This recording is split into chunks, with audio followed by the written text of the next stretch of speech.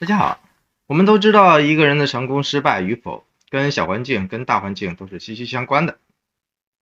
大环境就是国际形势、国家政策、教育环节、周边影响；小环境就是每天日常高频面对、姑娘姐姨、亲戚朋友。娱乐圈俗称小江湖，更是各种勾心斗角、火速上位、明争暗斗、社死收场的名利场和修罗场。